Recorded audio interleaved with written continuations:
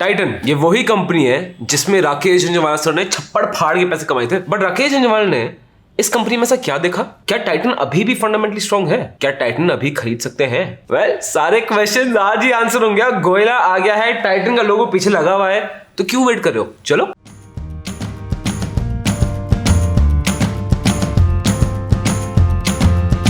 Hi guys, my name is Harsh Goyla. I'm an investor trainer and mentor in stock markets और आप मुझे देख रहे हो on the Fisdom channel and I highly recommend इस channel को subscribe जरूर करना बिकॉज यहाँ पे आपको क्वालिटी कंटेंट मिल रहा है अलग लेवल पे। अब इस ग्राफ में आपको ये डॉट और एरो दिख रही है जो मैंने मार्क किया है। डॉट वो है जब राकेश झुंझुनवाला सर ने टाइटन में इन्वेस्ट करना शुरू किया था सर, और आज राकेश झुंझुनवाला सर की जो रिटर्न्स हो चुके हैं of 57,744%, it is crazy.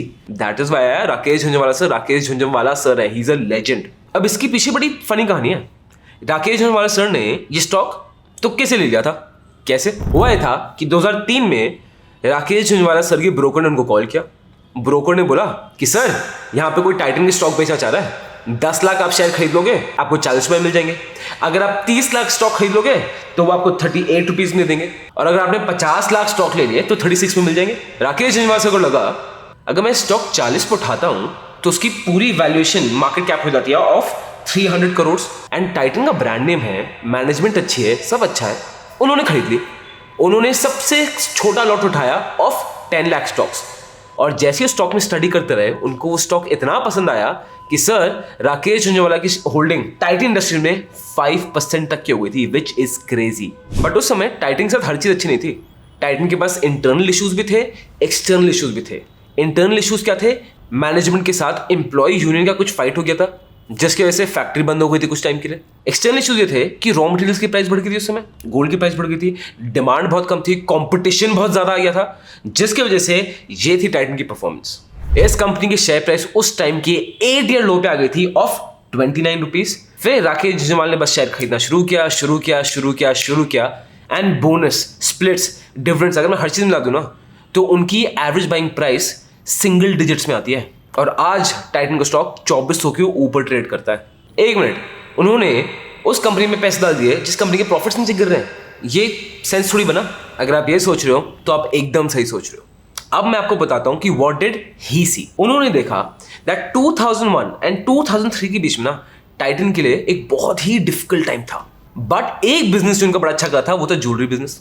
Jewellery business उस समय उनका 30% रेवेन्यू था, और कंपनी की मैनेजमेंट ये सोच रही थी कि टाइटन का मेन बिजनेस ही ज्वेलरी करते हैं तो उसमें प्रॉफिटेबिलिटी और बढ़ जाएगी। एंड गेस व्हाट, इतने सालों बाद वही हुआ है। फिर राकेश झुंझुनवाला सर ने इसके करंट एसेट्स पर शेयर देखे। बेसिकली क्या होता है, आपको बड़ी आसान भाषा में समझा रहा हूं। ये दिखाएगा कि कंपनी की करंट एसेट्स क्या है minus the current liabilities upon number of outstanding shares. Current assets पर शेयर, एक शेयर की वैल्यू थी 93.83 रुपीज और उसमें शेयर प्राइस थी 50 रुपए। तो उनको लगा ये तो बहुत ही अच्छा मार्जिन ऑफ सेफ्टी है। एंड थिंकिंग की तनिष्क जो ज्वेलरी बिजनेस है टाइटन का, it can do very well, it can grow even broader, India आगे अच्छा करेगा, उन्होंने इसमें इन्वेस्ट कर दिया। ओ बेटा जी, यार अब मुझे कैसे पता करना पड़ेगा? How can I figure out future में क्या होगा? यही तो राकेश झुंझुनवाला सर का एक्यूमेंट था यार। अब फ्यूचर में कंपनी कैसा करेगी या और अच्छा कर सकती है, इसके लिए पूरी रिसर्च गोयला आपके लिए लिया है। उसके बाद आप आराम से डिसाइड कर सकते हो। तो अब शुरू करते हैं इस कंपनी की फंडामेंटल एनालिसिस से। अब कोई भी हिंदुस्तानी ना अपनी जेब ढीली सिर्फ 2 ही इवेंट्स में मेजरली करता है। सबसे पहले अपने बच्चे के एजुकेशन के लिए। इसलिए आप देखोगे जो एजुकेशन कंपनीज हैं जो ऑनलाइन एजुकेशन प्रोवाइड कर रही हैं, उनका प्रॉफिट तो अलग लेवल पे भाग रहा है यार, बिकॉज इंडियन पेरेंट कभी यहाँ पैसे नहीं बचाएगा। सेकंड जगह जहां पे कोई भी इंडियन कभी भी पैसे बचाने की सोचता भी नहीं है, वो है शादी। Yes, weddings. आप सरम बनियों को देख लो, जिंदगी भर चाय कटिंग आधी आधी करके चाय पीते रहेंगे, जिंदगी भर से कबाड़ी वाले से नेगोशिएट करते रहेंगे, और शादी के टाइम पे मैं आपको उसके फैक्ट्स दिखा रहा हूं। इंडिया में वेडिंग इंडस्ट्री सेकंड लार्जेस्ट है एंड रुकने का कोई चांस दिख नहीं रहा, कोई स्कोप दिख ही नहीं रहा है। आप देखोगे अभी ऑन एवरेज एक इंडियन वेडिंग पे खर्चा होता है फ्रॉम 20 लाख टू 5 करोड़।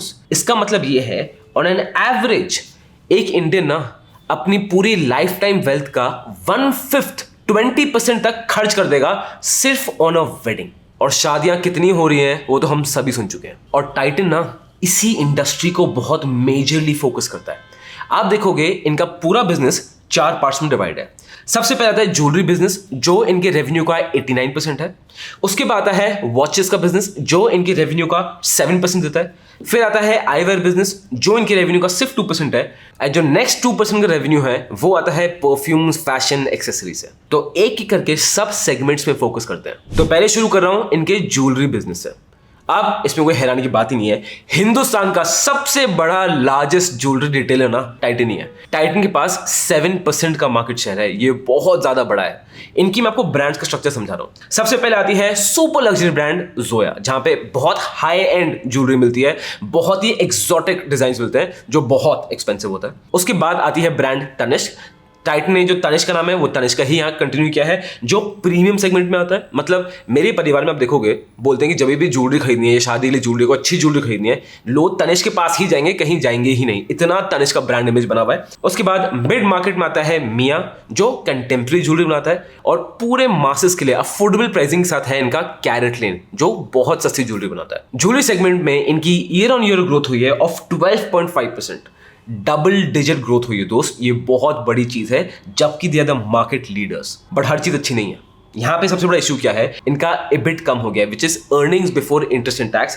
पहले था 14.3% और अब हो गया 12.3%। रीजन इसके बता रहे हैं कि सबसे पहली चीज कंपटीशन बहुत ज्यादा आ गया, दूसरी चीज डायमंड्स की प्राइस बहुत नीचे गिर गई है। बट अब हर बुरी चीज बुरी तो होती नहीं है, थोड़ी बहुत सिल्वर लाइनिंग भी होती है वहां पे। तो यहाँ पे सिल्वर लाइनिंग ये है कि गोल्ड की प्राइस दिसंबर 2022 और जैन 2023 के बीच में बहुत बड़ी थी, बट उसके बावजूद गोल्ड की डिमांड बहुत बढ़ गई है, जो इस कंपनी को थोड़ा कंफर्ट देता है। रही बात एक्सपेंशन की, तो ये तो भर भर के एक्सपेंशन का चल रहा है। जैसे आप देखते हो, तनिष्क के 8 स्टोर्स खुल गए हैं, मिया के 14 स्टोर्स खुल गए हैं, जोया के 6 स्टोर्स और खुल गए हैं, कैरेट लेन के तो 18 स्टोर्स और खुल गए हैं। तो एक्सपेंशन तो ये कर रहे हैं, इसका मतलब they are seeing a growth opportunity. और एक और बड़ी इंटरेस्टिंग चीज बताऊं, कोविड हुआ था तो ऑब्वियसली स्टोर्स तो जाना बंद हो गए थे, बट शादियां तो तभी भी लोग कर ही रहे थे। कम हो गई थी बट हो तो रही थी, ज्वेलरी डिमांड तो थी। उस समय क्या हो रहा था, उस समय Tanishq was not doing store sales, उस समय Tanishq was doing video call sales. Video call पे आप अपॉइंटमेंट बुक करो, आपको ज्वेलरी दिखाएंगे, सेल्स हो रही है, एंड ये उनका 4% था सेल्स का, 4%। अब थिंक अबाउट इट, जब वीडियो कॉल पे हो रही है, स्टोर की ऑपरेशनल कॉस्ट कुछ है नहीं, आपको ज़्यादा स्टाफ की भी जरूरत नहीं है, तो उनकी ऑपरेशनल कॉस्ट कम हो जाती है। तो this is even more profitable for the company. Second segment आता है वॉचेस का।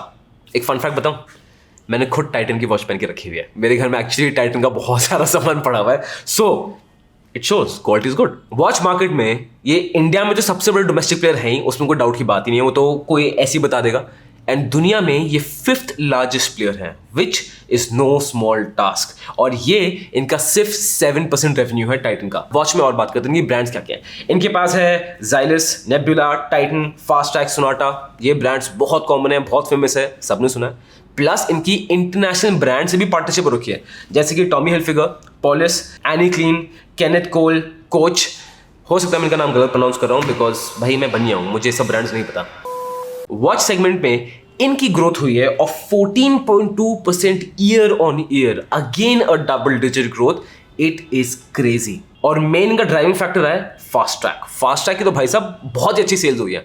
इनका स्टोर काउंट में देख रहा हूं, इनके 24 वर्ल्ड ऑफ टाइटन स्टोर्स और ऐड हो चुके हैं, 17 हीलोस के स्टोर ऐड आ चुके हैं, एंड 7 फास्ट्रैक के स्टोर ऐड हो चुके हैं। और अब ये शेल्फ क्लॉक्स में आ रहे हैं, टेबल क्लॉक्स में आ रहे हैं। इसका मतलब क्या है, ये कंपनी एग्रेसिव है, they are venturing into new markets. ये सिर्फ वॉचेस में नहीं है, ये क्लॉक्स में भी आ रहे हैं, वॉल क्लॉक्स में भी आ रहे हैं। अब आते हैं इनके आईवेयर के सेगमेंट में, चश्मों के सेगमेंट में।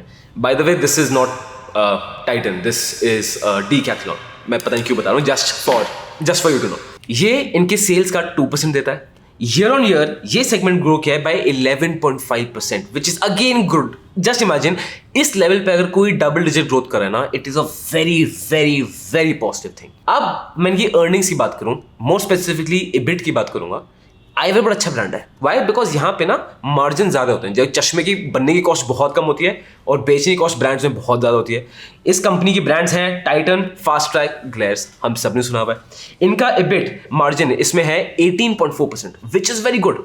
तो जितने ज्यादा स्टोर्स खुलेंगे उतना ही बेटर है, क्योंकि इसमें EBIT बेटर है तो कंपनी को हेल्प भी करेगा, और कंपनी यही कर रही है। कंपनी के पास ऑलरेडी 858 आई रिटेल स्टोर्स थे, अब उन्होंने 32 स्टोर्स इस क्वार्टर में और ऐड कर दिए, और पहला इंटरनेशनल स्टोर खोला है in Dubai. So everything is fantastic. But एक चैलेंज जो यहां पे आ रहा है is inflation, because cost of production बढ़ रही है, इनके मार्जिन्स कट डाउन हो रहे हैं। But analyst are saying when inflation comes in control इनके मार्जिन्स दोबारा बहुत अच्छे हो जाएंगे। फोर्थ सेगमेंट आता है फ्रेग्रेंसेस, फैशन, एक्सेसरीज। ठीक है, अब फ्रेग्रेंस टाइटन की आती है, इतना बड़ा बिजनेस नहीं है टाइटन का, टू बी ऑनेस्ट। टाइटन के कंपैरिजन में उनके लिए ये बहुत स्मॉल बिजनेस है। तो वो अपनी परफ्यूम्स बेचते हैं through the brand name of skin. ठीक है, ये परफ्यूम्स हैं जो फ्रांस में प्रोड्यूस होते हैं। दूसरा, इनका एक बड़ा ही इंटरेस्टिंग नया वेंचर है टेनीरा। टेनीरा बेसिकली साड़ीज बाय टाइटन, और ये बहुत रिसेंटली स्टार्ट हुआ है और इसका रिस्पॉन्स बहुत अच्छा रहा है। मतलब इसकी ग्रोथ 150% है ईयर ऑन ईयर।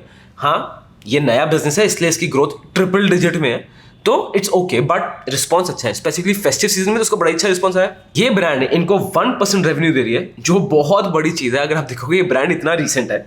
ठीक है, उसके बाद इनका जो स्टोर काउंट था अब वो 36 का हो गया है, 17 सिटीज को कवर कर रहे हैं। So it's looking good and they are aggressive in this segment. और मैं बात करूं, इनकी एक और ब्रांड है बाय IRTH इर्थ, जो बैग्स, हैंड बैग्स इस सब सेक्शन में आ रही है, जहां पे आपको टाइटन की पूरी जर्नी दिख जाएगी। अब उतरते हैं दोस्त इनके सीधा क्वार्टरली रिजल्ट्स में। आइए, अब जैसे आपको क्वार्टरली रिजल्ट्स देख रहे हैं, इनके दिसंबर 2021 में इनका नेट प्रॉफिट था 1012 करोड़ और अब इनका नेट प्रॉफिट रह गया है 913 करोड़। हाँ, आई वुड से 10-12% तक नेट प्रॉफिट गिर गया है। वो क्यों गिरा है? बिकॉज इनका एबिट गिर रहा है। वो क्यों गिरा है? Because inflation. तो सिचुएशन डिफिकल्ट है, बट इट सीम्स कि ये सिचुएशन टेम्पररी है। जैसे इन्फ्लेशन कंट्रोल में आएगा सब ठीक हो जाना चाहिए। इस शेयर की वैल्यूएशन देख लेते हैं। ठीक है, वैल्यू में क्या करूंगा, इसकी करंट पीई देखूंगा मैं शेयर की, 3 ईयर और 5 ईयर पीई देखूंगा। जितने ये तीनों फिगर्स एक दूसरे के पास होंगे उतना होगा इसकी वैल्यूएशन ठीक है। अब as you see here, current PE is 71.4, 3 year median PE is 72.2, 5 year median PE is 72.2। इसका मतलब वैल्यूएशन भी इसकी डिसेंट है। ये रहा ग्राफ। स्टॉक तो देखो सर ऑल टाइम हाई से 10% नीचे है, बट इसका बहुत स्ट्रॉन्ग एक सपोर्ट बना हुआ है। So buying Titan can seem a very wise decision, but खुद की रिसर्च करके ही लेना। गोयला तो बस आपकी मदद करने के लिए यहाँ पे। और कोई और स्टॉक एनालिसिस चाहिए कमेंट करके बता दो। आपको पता है गोयला ऑन फिजम चैनल आपके लिए वीडियो बना देगा। Investment in securities market are subject to market risk. Read all the related documents carefully before investing.